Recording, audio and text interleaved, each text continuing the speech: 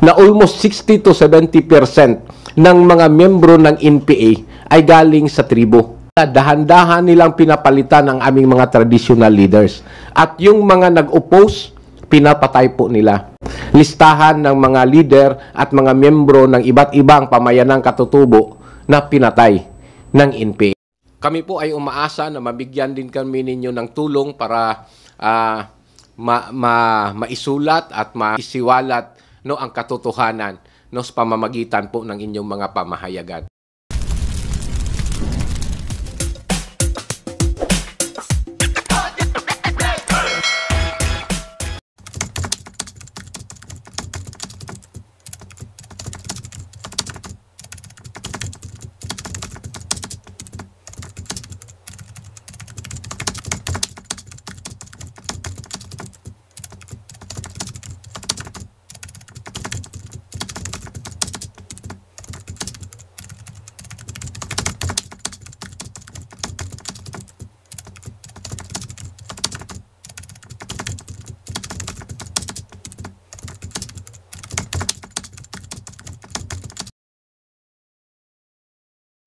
Nandito po kami upang ipahayag po sa inyo ang katatapos lang po na ginawa namin na US tour. Tinawag po namin itong Breaking the Silence and Telling the Truth.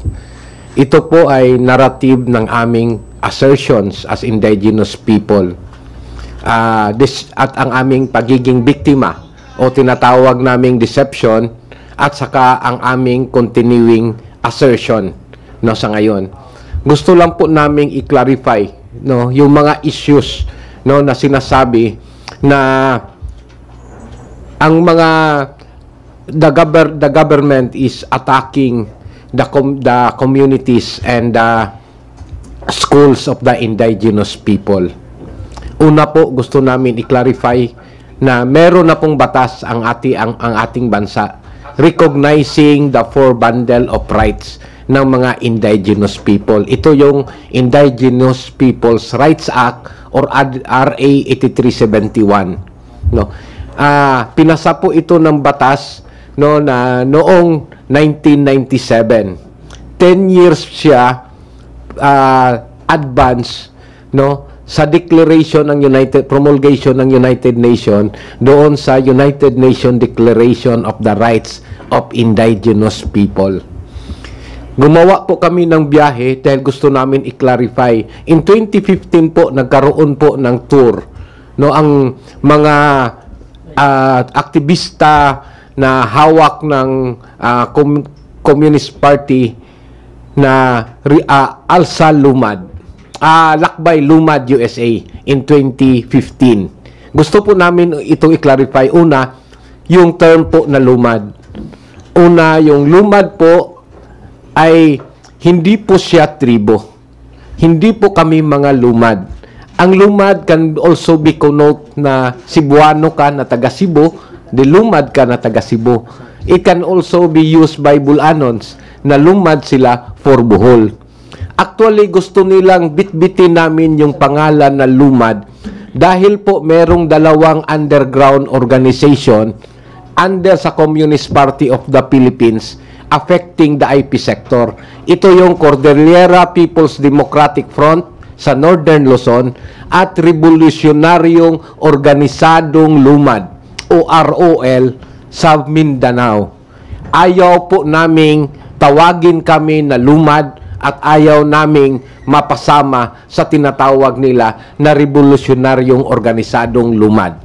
Dahil po ang mga katutubo po ng Pilipinas, lalo na sa Mindanao, meron na pong batas na pinaglalaban namin.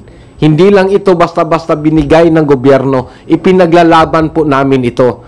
At sabi nga ng isang leader namin, during sa debate sa Senado, however imperfect yung batas, kung ikumpara siya sa damit, kahit marami siyang butas, susuotin ng leader at tatahiin na lang namin. Ibig sabihin, wala namang perfect na batas. Pero at least, meron nang matatawag na peace covenant ang IP communities with the government para i-resolve yung historical injustice na matagal na panahon na ang mga dating administrasyon at pamahalaan ng gobyerno ng Pilipinas ay hindi kinikilala ang karapatan ng mga indigenous people. Noong 1997 po nagkaroon na ng pagkikilala. Ano yung 4 bundles of right? Kinilala po ng pamahalaan ang aming karapatan sa ancestral domain o aming mga teritoryo. Pangalawa, self-governance and empowerment. Pangatlo, cultural integrity. Pang-apat, social justice and human rights. Kaya po, sinasabi namin, mali po ang paratang na ang gobyerno ay aatakihin ang mga pamayanan ng katutubo. No? Walang rason ang gobyerno para gawin yon. In fact, kami po ay nagsasaad, hindi ito popular na narrative. At hindi ngayon lang ata ninyo narinig dahil halos taon-taon merong manilakbayan na ginagawa yung mga organisadong lumad galing sa Mindanao na binibitbit dito sa Manila, lalo na sa UP. Ang sinasabi nila, the government is attacking the IP communities and IP schools. Gusto namin yung klaruhin. Una, tingnan po natin para malaman natin ang katotohanan. Sino yung may motibo?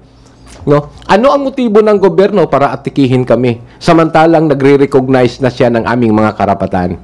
Samantalang yung Communist Party of the Philippines, kino-convert nila ang teritoryo namin into guerrilla bases. Ito yung ginagawa nilang guerrilla bases at kaya nga sinabi ni Ma'am kanina na almost 60 to 70% ng mga membro ng NPA ay galing sa tribo.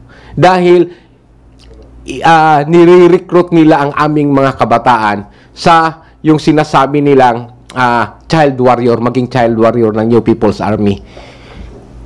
Ang biyahe din namin sa US ay tinatawag namin narrative of deception. Tama po, nagkamali yung mga elders namin noon. Akala nila kasama nila at tutulong sa pakikipaglaban yung sinasabing mga New People's Army, no? Sa mga pamayanan ng katutubo na dipinsahan yung tinatawag naming Yutang Kabilin o ancestral domains.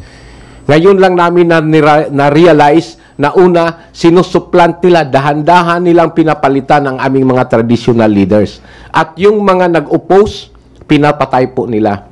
2 years ago, nag-submit na po kami ng listahan sa Commission on Human Rights, sa National Commission on Indigenous People, at sa Office of the President.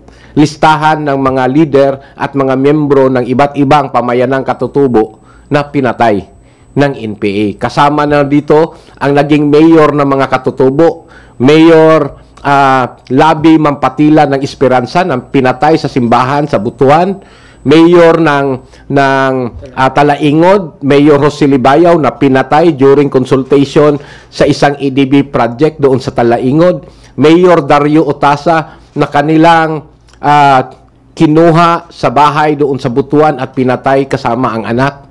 Ito po yung mga karanasan, no, totoong karanasan ng mga katutubo. Ang sinasabi namin, ito yung may motibo para atakihin ang aming mga pamayanan.